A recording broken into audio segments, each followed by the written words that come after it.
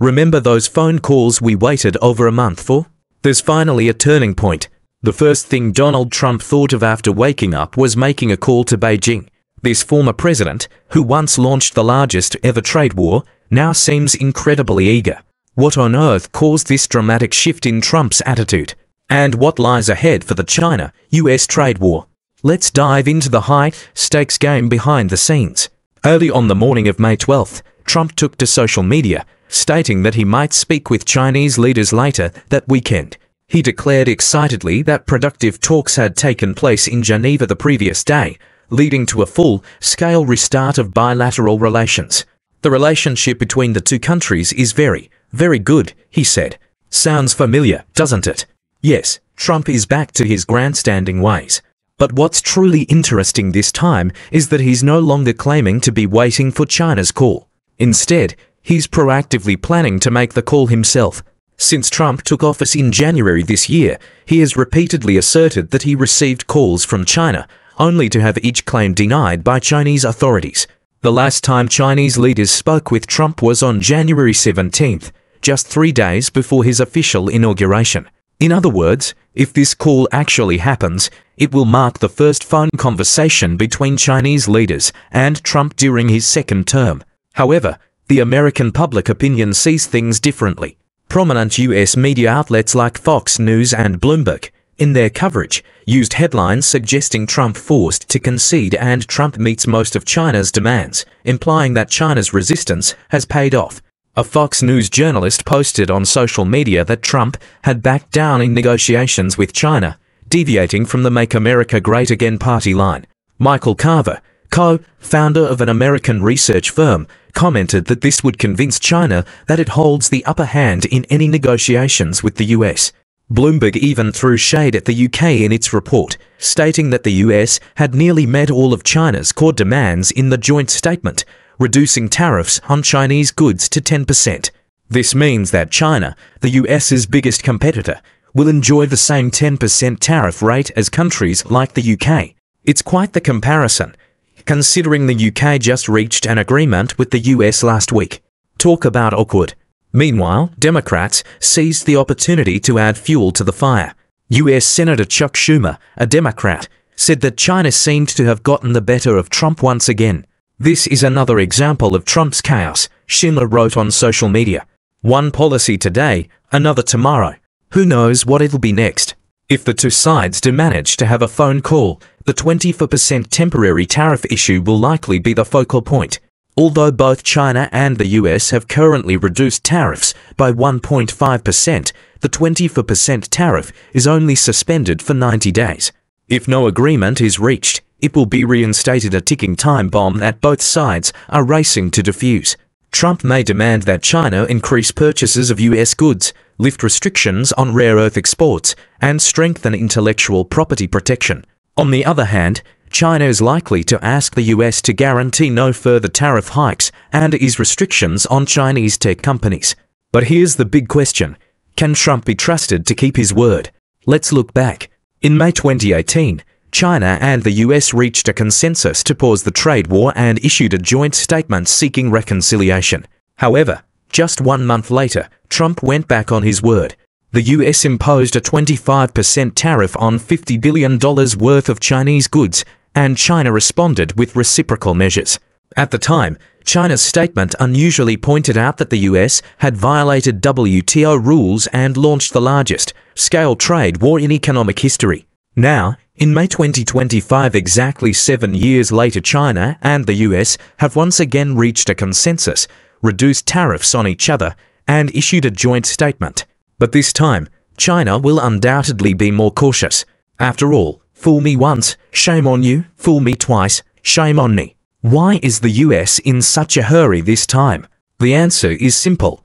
Tariffs are hurting the US economy. And rest assured, we're not afraid of Trump going back on his word. Even if the trade war resumes, the US is bound to lose in the end. After the China-US joint statement was released, the US and the international community are most concerned about whether China will relax its controls on rare earths. As we all know, after Trump ramped up pressure on China, China responded strongly. Along with imposing tariffs on US goods, China also established an export licensing mechanism for certain strategic metals. Currently, most of the world's heavy rare earth mining and almost all of its refining take place in China, effectively freezing trade in these products and posing a direct threat to the US high-tech industry. After the statement was issued, the US was as optimistic as ever, believing that the truce in the tariff war would prompt China's Ministry of Commerce to expedite the approval of medium and heavy rare earth export license applications, allowing some US-based exporters to obtain licenses soon. However, it seems the US's predictions missed the mark. A closer look at the joint statement reveals that China has only suspended the export restrictions on 7 categories of medium and heavy rare earths that were implemented after April 2nd this year. Notably, the controls on strategic minerals such as gallium and germanium, which were previously imposed, remain firmly in place. This selective loosening of restrictions not only addresses the US's concerns, but also allows China to maintain its grip on materials crucial for military applications. Gallium is essential for radar chips, germanium for night vision devices, and tungsten for armor-piercing ammunition or core components of the US defense industry. Furthermore, the joint statement uses terms like suspend or cancel rather than completely lift, introducing an element of ambiguity that leaves room for future negotiations. Should the US renege on its tariff commitments, for instance, by reinstating the 24% tariff after 90 days, China reserves the right to reimpose or even expand its export controls, potentially adding more materials like gallium and germanium to its list of countermeasures. Shortly after the release of the joint statement, China convened an internal meeting in Changsha, bringing together 10 government departments and representatives from 7 provinces. The central focus of this meeting: strengthening comprehensive control over the entire export chain of strategic minerals. The meeting emphasized that export controls on strategic minerals are vital for safeguarding China's national security and development interests. It called for enhanced monitoring at every stage of the export process, with a particular emphasis on tracking the flow of these minerals to prevent illegal outflows. China has learned from past experiences. Following the announcement of rare earth controls, some South Korean companies illicitly exported products containing heavy rare earth minerals to US defense contractors, undermining China's ability to respond effectively to US pressure.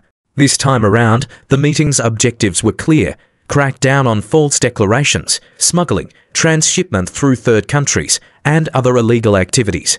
Enterprises were also required to provide statements on the end use of these minerals. Major production areas like Yunnan and Jiangxi immediately tightened their control measures overnight, combining regulatory policies with strict law enforcement to ensure that rare earth exports align with national security interests. In essence, China has played its cards carefully. This approach is not just prudent but necessary for 2 key reasons. First, the agreement's terms are both temporary and fraught with implementation risks. The 24% tariff suspension lasts only 90 days, and a 10% tariff floor remains in place as a bargaining chip. This temporary thaw is, at its core, a stopgap measure by the US to ease domestic inflation and debt pressures. History serves as a cautionary tale. In 2018, the US unilaterally violated a signed agreement just 2 months after its conclusion. China must guard against the possibility that this 90-day period could be used as a stalling tactic by the US. Second, the unpredictability of US domestic politics adds another layer of risk. Despite Trump's post-negotiation optimism, his track record shows that US tariff policies can swing wildly based on domestic political considerations. For example, in April 2025, the US raised tariffs on Chinese goods to 145% under the pretext of reciprocal tariffs, only to make a sudden and significant concession during these negotiations. This cycle of extreme pressure followed by abrupt détente highlights the instability of US policies. In the future, the US may very well resort to other means to continue on China. Additionally, while the US has rolled back 91% of the tariffs, these mainly target the additional rates imposed after April, leaving intact the tariff barriers on high-tech products such as semiconductors and artificial intelligence. This selective reduction means that the agreement has limited impact on the core industrial competition between the 2 nations. In summary, The current outcome of the China-US tariff negotiations represents a strategic compromise born out of economic necessity, but it fails to address the fundamental issues underlying their strategic rivalry. China must adopt a flexible approach, combining negotiation with firm resistance and waiting for the right moment to act. On one hand, it should seize the opportunity presented by this agreement to expand exports to the US. On the other hand, it must strengthen its technological self-sufficiency, build resilient supply chains, and enhance its influence in international rulemaking. The ultimate winner of this long-term game will be determined by each side's ability to achieve technological breakthroughs, restructure industrial chains, and shape global regulations.